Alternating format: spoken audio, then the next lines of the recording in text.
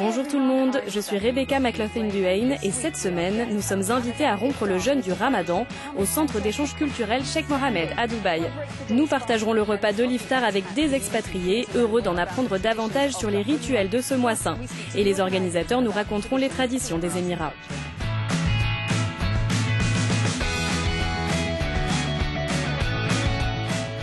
On répond aux questions du monde entier ici.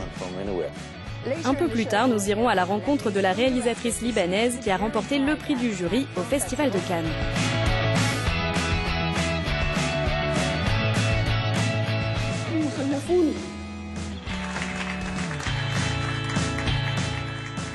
Mais tout d'abord, Salim et Saïd nous fait découvrir des initiatives locales de solidarité pendant ce mois de Ramadan.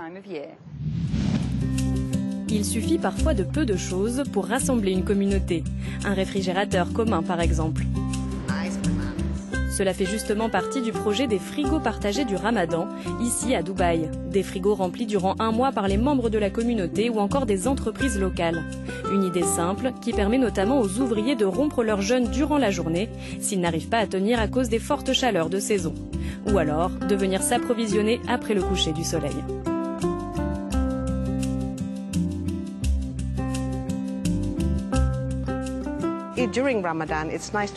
Pendant le Ramadan, c'est agréable de donner en retour à la communauté.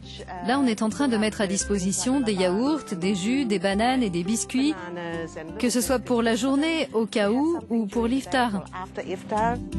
Le projet des réfrigérateurs est né en 2014 à l'initiative d'une mère de famille marocaine et de son mari. Une manière de montrer l'exemple pour la jeune génération. Nous voulions transmettre à nos enfants les valeurs du don et du partage, en ayant une pensée pour les personnes moins fortunées que nous. Donc on s'est dit, on va mettre le frigo qu'on a en plus à l'extérieur avec des boissons fraîches pour les ouvriers.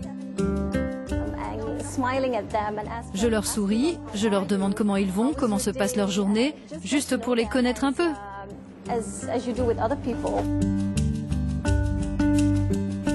Ces 2 dernières années, grâce aux réseaux sociaux, le concept s'est répandu dans d'autres communautés aux alentours. Plus de 180 réfrigérateurs ont envahi les rues des Émirats. La solidarité commence à l'échelle locale, comme ici. Mais la démarche n'existe pas que dans ces quartiers. À une échelle supérieure, c'est aussi ce que fait le Croissant Rouge depuis 30 ans aux Émirats Arabes Unis. 10 milliers de colis de vêtements préparés l'année dernière et expédiés au Yémen, en Syrie, au Soudan ou encore en Mauritanie. L'association The Preservation of Grace, basée à Abu Dhabi, compte 25 employés et dépend de l'organisation humanitaire du Croissant Rouge aux Émirats.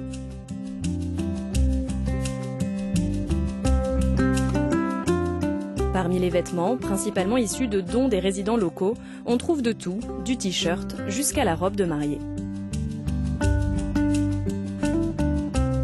Chaque pièce est lavée puis classée par genre et par taille avant d'être emballée puis envoyée.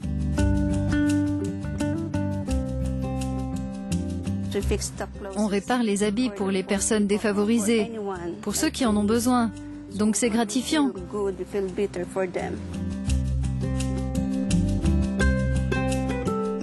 Au-delà des vêtements occidentaux et asiatiques classiques, les donateurs fournissent également des robes traditionnelles des Émirats, que l'on appelle kandouras et abayas.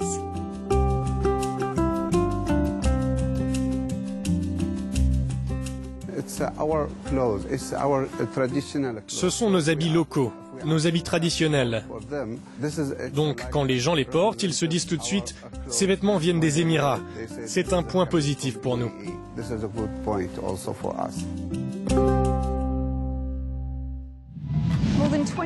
Il y a plus de 20 ans, ce lieu d'échange culturel avait été créé à l'origine pour tenter de rapprocher la communauté locale des 200 communautés expatriées qui vivent et travaillent aux Émirats. Un lieu où tous les sujets de conversation sont permis et où l'on répond à toutes les questions.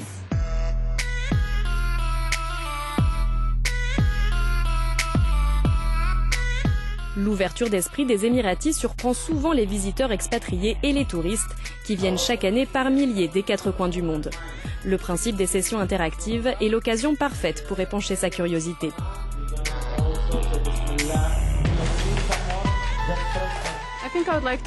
Je voudrais leur demander de quelle manière ils font perdurer leurs valeurs et leur culture, alors que Dubaï est une ville si moderne, avec de nombreuses influences internationales.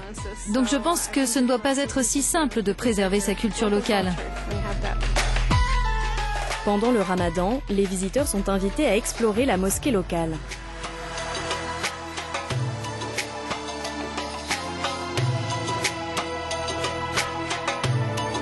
Et au coucher du soleil, un repas d'iftar les attend.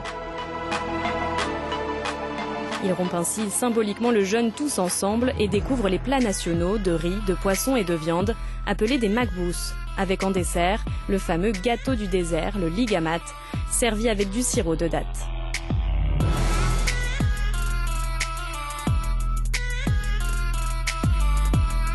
Pour en savoir plus sur ce centre culturel et ses programmes d'éducation avec un seul leitmotiv, porte ouverte et esprit ouvert, Inspire a rencontré le directeur, Rachid Altamini.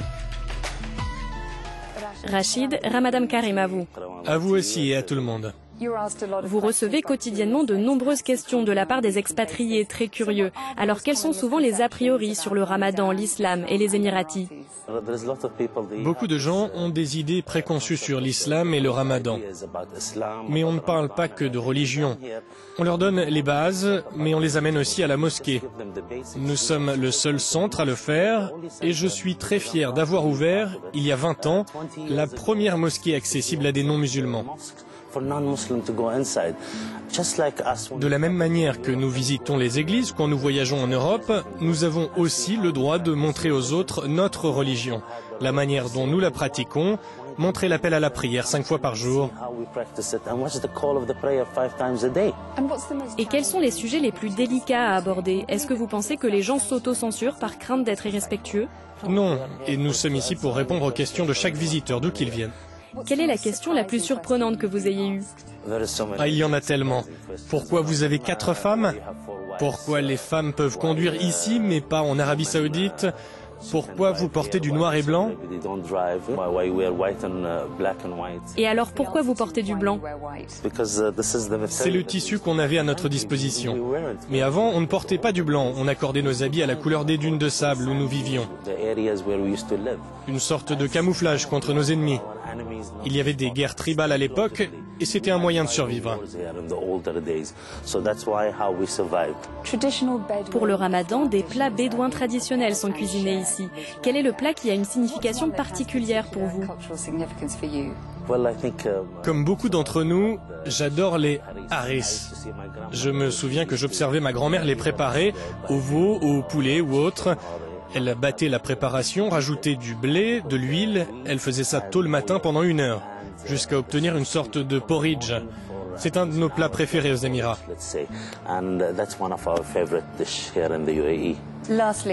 Ces derniers temps, vous partagez vos connaissances à chaque rencontre. Mais vous, qu'est-ce que vous avez appris personnellement? J'ai appris qu'en se mélangeant aux autres nationalités et en leur apportant les bonnes informations, juste en discutant, on peut vraiment changer leur manière de voir le Moyen-Orient, notre religion ou nos traditions. Non seulement nous cassons des murs, mais nous bâtissons vraiment des ponts entre les cultures. Je ne pouvais pas rêver mieux pour ce centre et pour mon pays. Merci d'avoir répondu aux questions d'Inspire Middle East. L'actrice et réalisatrice libanaise Nadine Labaki a reçu le prix du jury à Cannes. Son film explore les bidonvilles de son pays à travers les yeux d'un enfant avec un casting surprenant, composé d'acteurs non professionnels.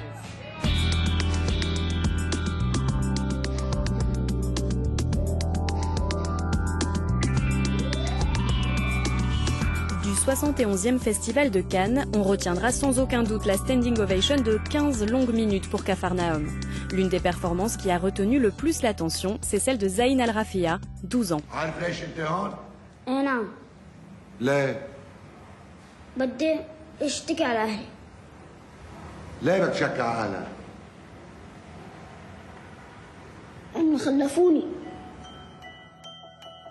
Le succès du film promet peut-être une vie différente pour le jeune comédien, lui qui vivait dans les rues de Beyrouth comme le reste des acteurs, principalement des enfants réfugiés. C'est une victoire immense pour nous, une victoire au sens littéral du terme. C'est incroyable de voir Zayn ici, un petit garçon qui n'avait même pas de papier il y a quelques jours, qui était pratiquement invisible. Il était complètement exclu du système, mais là il est mis en valeur et il est tellement apprécié. Le film est le 3e long métrage de la réalisatrice. Sa victoire arrive à propos au festival dans un contexte de grand débat sur l'égalité des sexes. Un mouvement auquel ont notamment participé des actrices comme Salma Hayek et Cate Blanchett. En tant que femmes, nous affrontons chacune des défis particuliers. Mais nous nous tenons ensemble sur ces marches pour montrer notre détermination et notre engagement pour le progrès. Un engagement que Nadine Labaki soutient elle aussi avec force, même si elle s'oppose à toute idée de discrimination positive.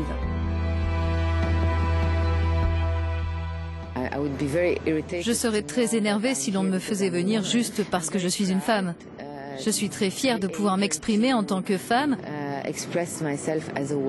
mais j'espère que je suis ici parce que ce film est bon et non parce que je suis une femme. C'est tout pour cette semaine. Avant de nous quitter, voilà ce qui a retenu l'attention de l'équipe d'Inspire sur les réseaux.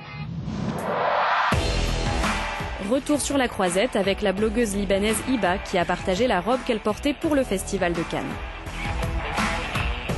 À Dubaï, voici les plats préparés par Medel et d'autres bénévoles du Croissant Rouge pour le Ramadan. Et enfin, aux Émirats, un groupe d'expatriés a décidé de faire aussi le Ramadan et de rompre le jeûne avec leurs collègues et leurs amis.